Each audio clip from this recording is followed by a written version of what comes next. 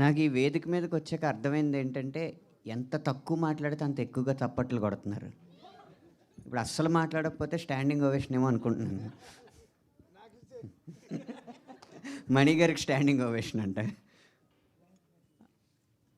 హైదరాబాద్‌లో జరుగుతున్న 'Chennai love story' cinema పాటల విడుదలకి విచ్చేసిన పాత్రికేయులందరికీ, ప్రేక్షకులకి నా హృదయపూర్వకమైన నమస్కారం. ఈ సినిమా గానీ, ఈ పాటలు గానీ రావడానికి ఒకే ఒక్క కారణం ఏంటంటే, ఇద్దరి మధ్య ఏ అహం అయితే ఉండకూడదో, ఆ అహం దహించుకుపోవడం వల్ల ప్రతి విషయంలోనూ ఈ సినిమా గెలుస్తుందని నేను నమ్ముతున్నాను. అందులో ఉదాహరణకి ఈ పాట సంగీతం అందించిన మణిశర్మ గారు, సాహిత్యం అందించిన నేను.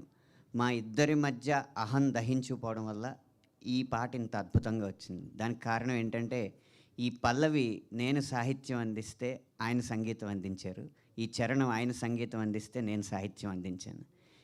ఏది ఎక్కడ సరిపోతుందో అనే చూసాం కానీ ఎవరు ముందని చూసుకోలేదు, ఎవరు వెనకని చూసుకోలేదు. మా అందరికంటే సినిమానే ముందు పెట్టాం. ఈ బృందం అంతా అలాగే పనిచేసింది. ఖచ్చితంగా ఈ సినిమా అదే ఫలితాన్ని చూస్తుందని నేను అనుకుంటున్నాను. అలాగే మరో ఇద్దరు, కథకుడు రాజేష్ గారు, దర్శకుడు రవి గారు.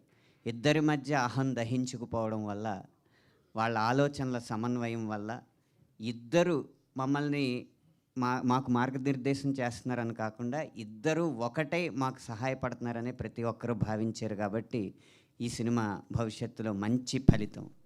అన్నిటికన్నా ముఖ్యంగా నిర్మాత ఎస్కేఎన్ గారు, వీళ్ళ పనిలో మనం వేలు పెట్టి కల్పించుకోవడం కంటే వేలు లక్షలు పెట్టి వీళ్ళకి సౌకర్యాలు కల్పించడం మంచిది అనుకుని మా వరకు రాకుండా, ఏ సమస్యలు మా వరకు రాకుండా, అయినా మా వరకు రాకుండా మా పని మమ్మల్ని చేసుకొనిచ్చి ఇంత అద్భుతమైన పాటలు రావడానికి సహకరించారు.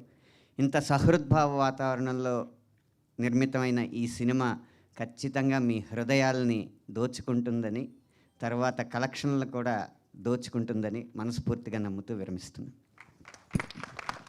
కాదు, మీరు లిరిక్స్ రాశారు, మీతోనే మొదలు పెడదాము. ఇలా రండి. తొలి ప్రేమేం తోపు కాదన్నారు కదా బేసిక్గా ఈ సినిమాలో ఉన్న ఒక డైలాగ్.